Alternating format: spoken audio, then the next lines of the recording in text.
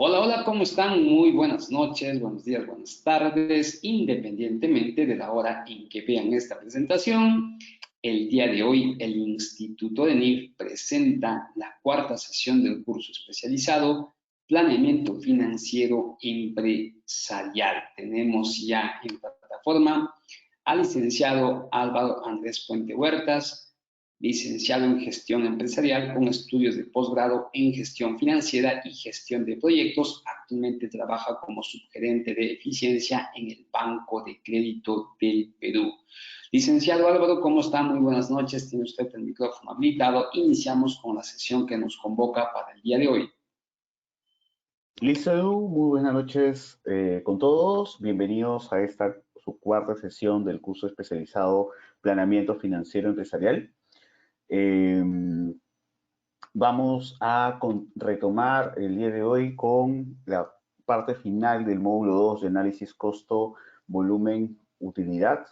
Eh, A ver, retomando un poco los conceptos, ¿cuáles fueron los temas que vimos en la sesión pasada? Comenzamos la sesión con los tipos de bases de asignación que nosotros utilizamos, las dos metodologías que normalmente se utilizan para poder asignar los costos indirectos de fabricación. Y para poder aterrizar ese tema, unos pasos más atrás, entendíamos que todo inicia cuando comienza el periodo con un inventario inicial, que vendría a ser el inventario que se hereda del periodo anterior. Luego, para poder entender cuáles son todos los bienes que se tienen a disposición para poder venderse eh, o sea, como empresa, todos los bienes a disposición, deberíamos sumar todos los bienes del inventario inicial y adicionarle todos los bienes producidos. Estos bienes producidos, para llegar a ellos, incurren en un costo, que vendría a ser el costo de producción. El costo de producción habíamos comentado que se descomponía en tres partes. El primero, la materia prima o material directo, luego la mano de obra directa y se tenía un tercer componente que tenía subelementos, que vendrían a ser los costos indirectos de fabricación. Estos costos indirectos de fabricación, sus subelementos vendrían a ser el material indirecto, la mano de obra indirecta y los otros costos. Ahora, ¿por qué se denomina indirectos? Porque no pueden ser identificados de forma tan específica a cada uno de los productos, a cada línea de negocio, a cada departamento. Entonces, se requiere asignar o determinar un driver, un generador de costo, para poder asignar estos costos indirectos de fabricación hacia por producto, por línea de negocio, por departamento, por servicio, etc.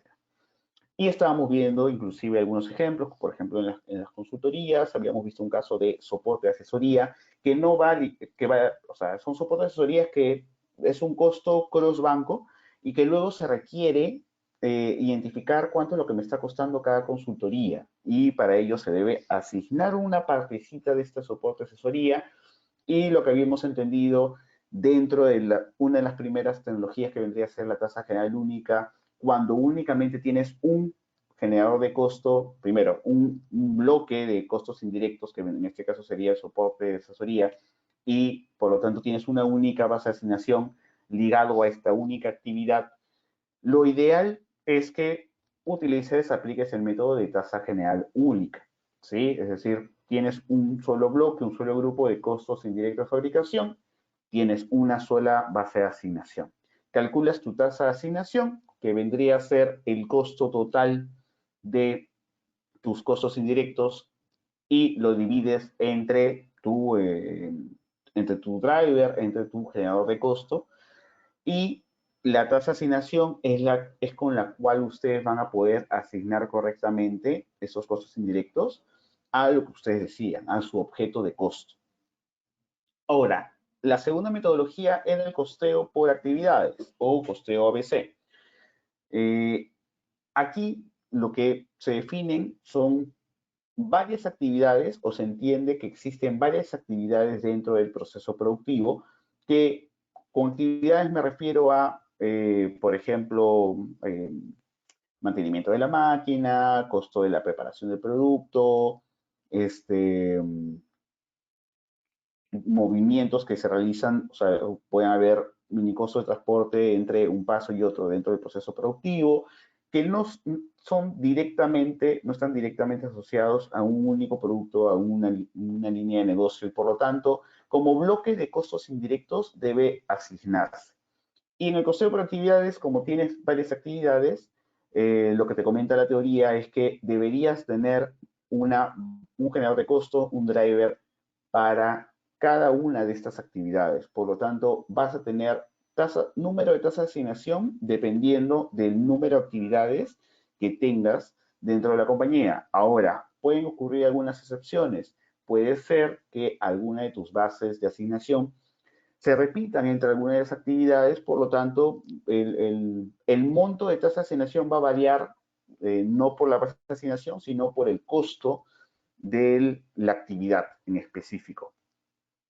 Luego pasamos al tema del punto de equilibrio, entendiéndose que vendría a ser el punto, la cantidad idónea, la cantidad precisa de bienes que una empresa debe vender para que no incurra en pérdidas. Establecimos cuál era la fórmula general de la utilidad operativa, que vendría a ser bloque de ingresos menos costos te da tu utilidad operativa. Dejamos un poco de lado la diferencia entre costo y gasto, entendiéndose que el costo está todo lo relacionado al costo de ventas, vendría a ser todos los costos en los que se incurre por el proceso productivo, y la parte del gasto vendría a ser todo lo que soporta al negocio en sí, es decir, gastos de administración y ventas.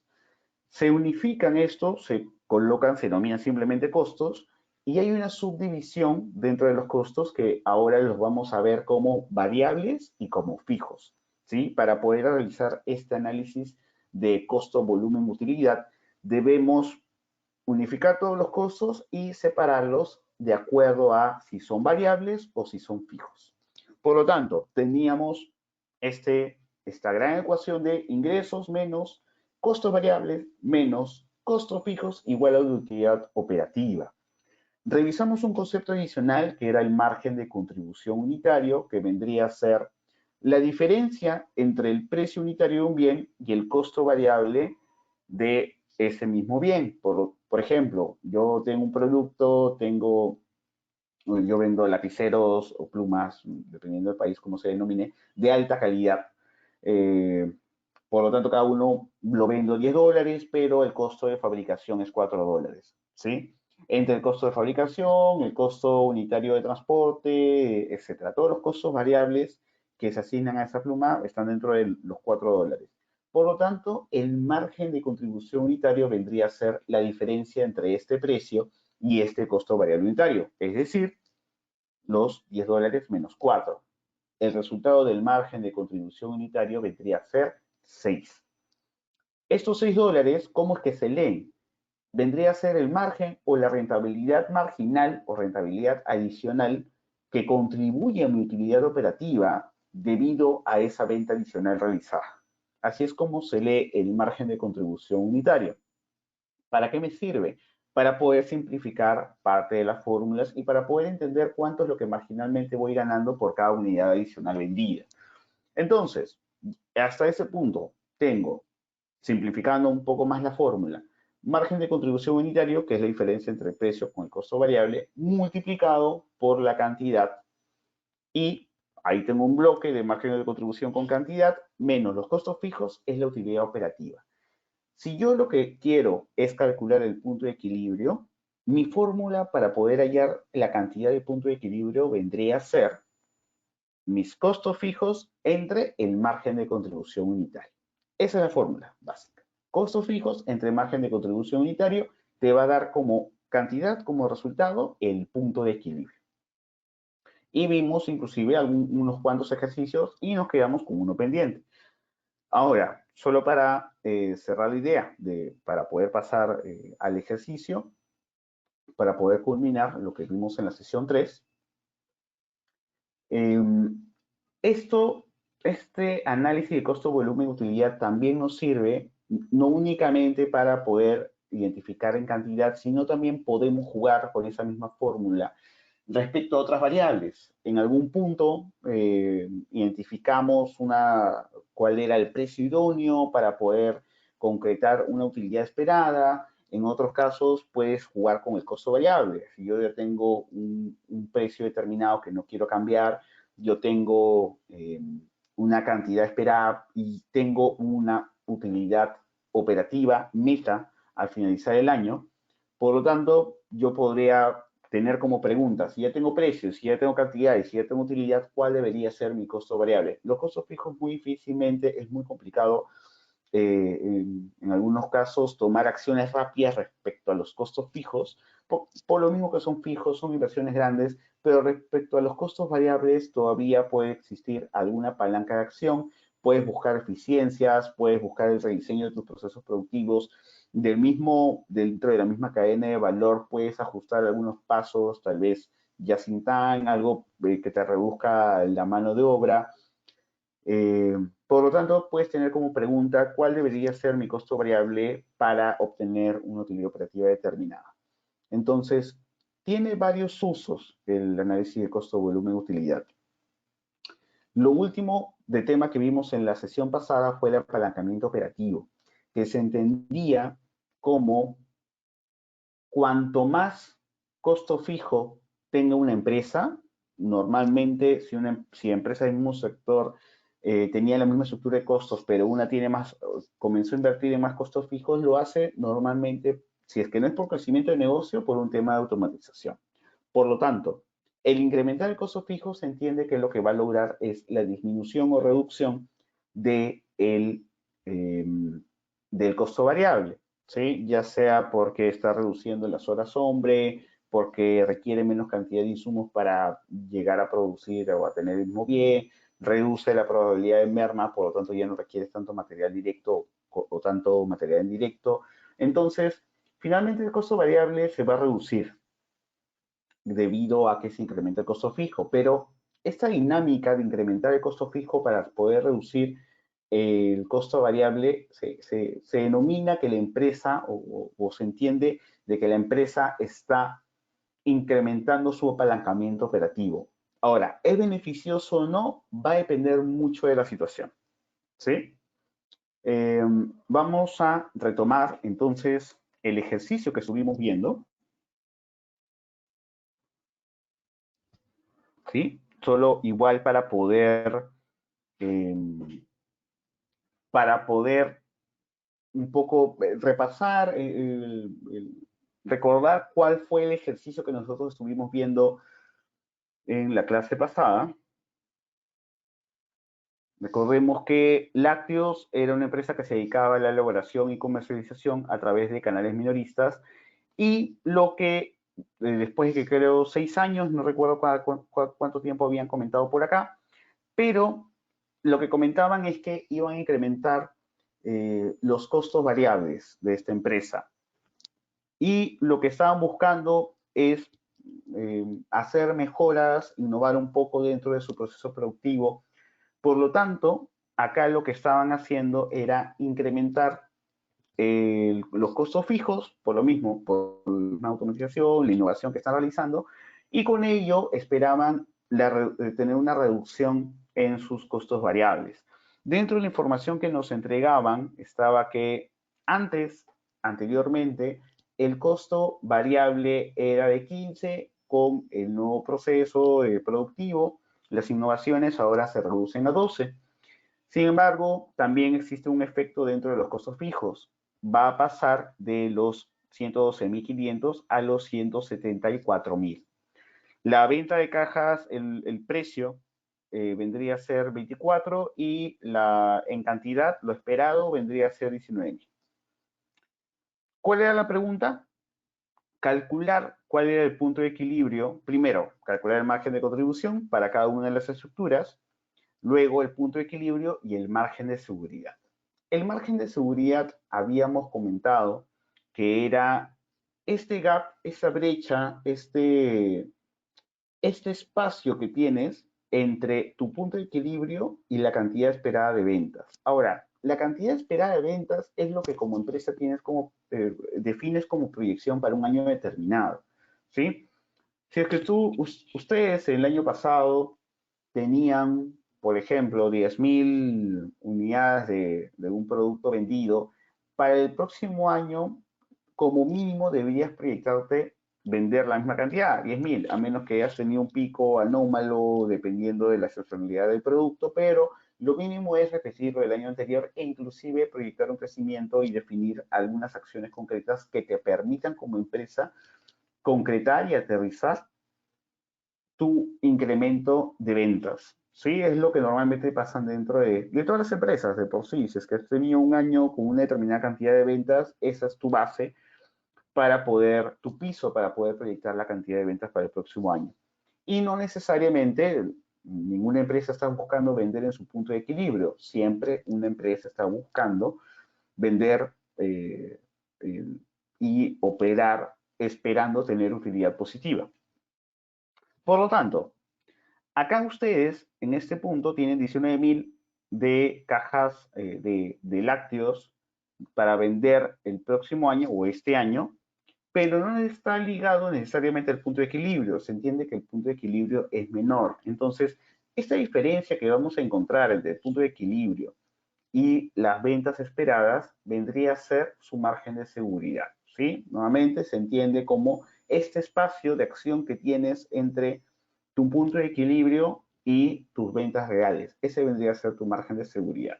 Ahora, si es que tu punto de equilibrio está por encima de tus ventas esperadas, bueno, replantéate qué es lo que estás haciendo como negocio para que tu punto de equilibrio sea demasiado alto. Posiblemente necesitas redefinir cuál es tu estrategia de costos y en muchos casos, en muchas empresas, y eso es un ejemplo, simplemente un ejemplo que estoy dando, aunque aquí va más por el lado financiero que contable, pero Elon Musk cuando entró a Twitter, una vez que lo adquirió, lo primero que hizo fue reducir costos y eso implicó reducir una cantidad tremenda de colaboradores dentro de la empresa. ¿Sí? Normalmente una empresa piensa, ok, ¿qué es lo primero que puedo reducir? Piensan que hay gente, va a depender mucho de cada estrategia, pero en estos casos, en esta situación en específico, eligieron reducir gente, en estos casos tal vez puede ser personas, pero si es que hay algo que ajustar dentro del proceso productivo, por ahí podría haber algunos proyectos de eficiencia. Ahora, aterrizando en el ejercicio, dentro de la estructura actual, para poder calcular el margen de contribución de la estructura antes del cambio del proceso productivo, tenemos que el precio de venta es 24 y el costo variable es 15. Por lo tanto, el margen de contribución, la resta de 24,15 da $9. Luego, el punto de equilibrio. Recordando que la fórmula vendría a ser costo fijo entre el margen de contribución unitario, tomamos el costo fijo de la estructura antigua de 112.500 y le restamos, perdón, le dividimos el margen de contribución calculado y nos da como resultado 12.500 unidades. Finalmente, el margen de seguridad vendría a ser la cantidad esperada de cajas menos el punto de equilibrio calculado, que da un resultado de 6.500. La estructura nueva. La estructura nueva tiene un margen de contribución que vendría a ser el precio 24 menos el nuevo costo variable 12, por lo tanto, mi nuevo punto de equilibrio es 12, perdón, mi nuevo margen de contribución.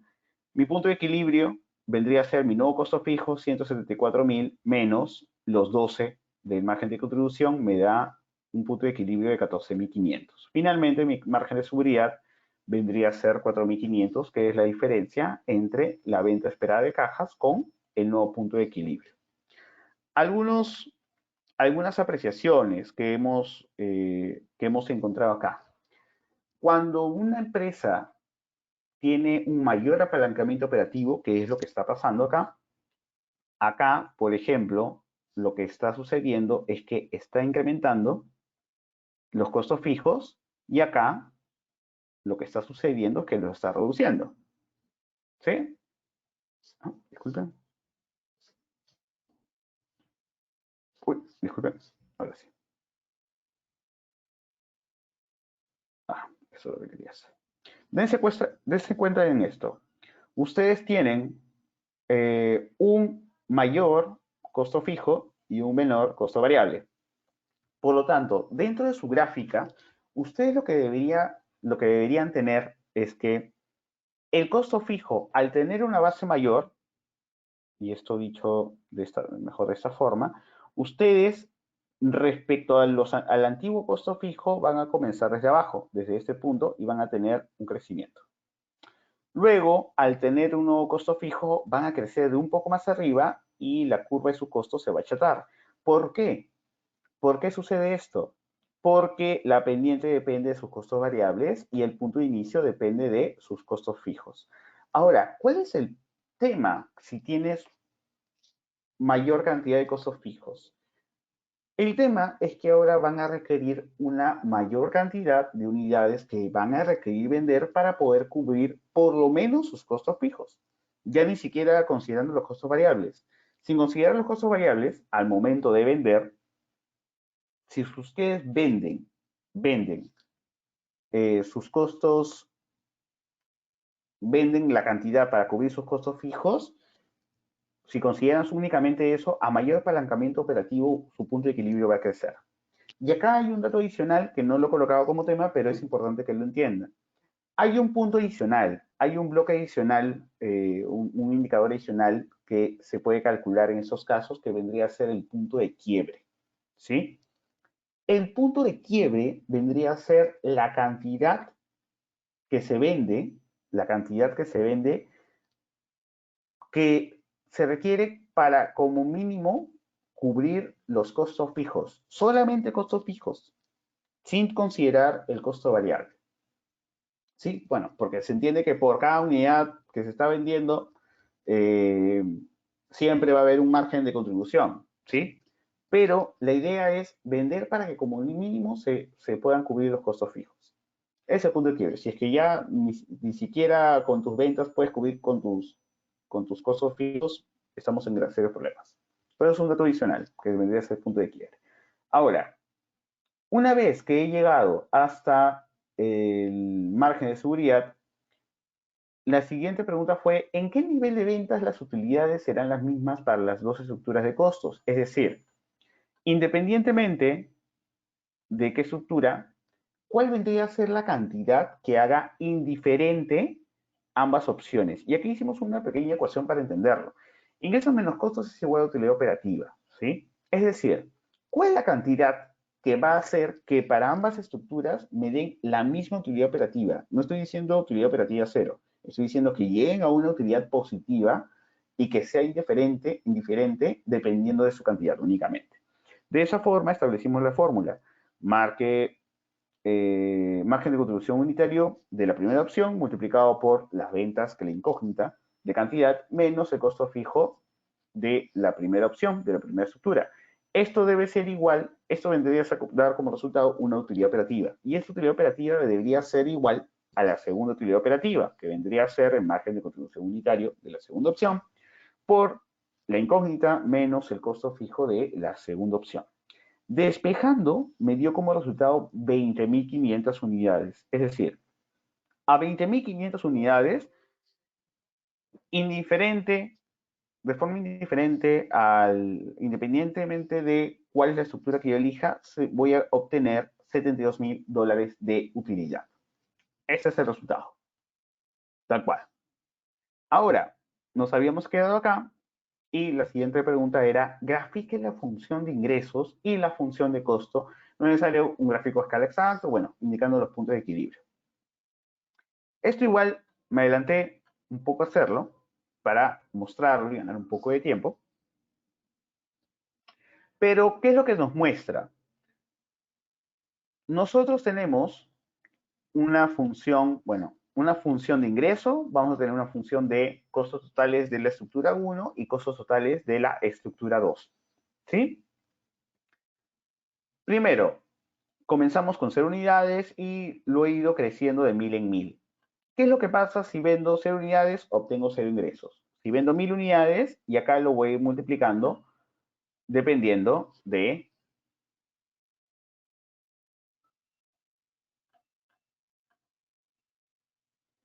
acá lo estoy multiplicando cada una de estas cantidades por su precio, que es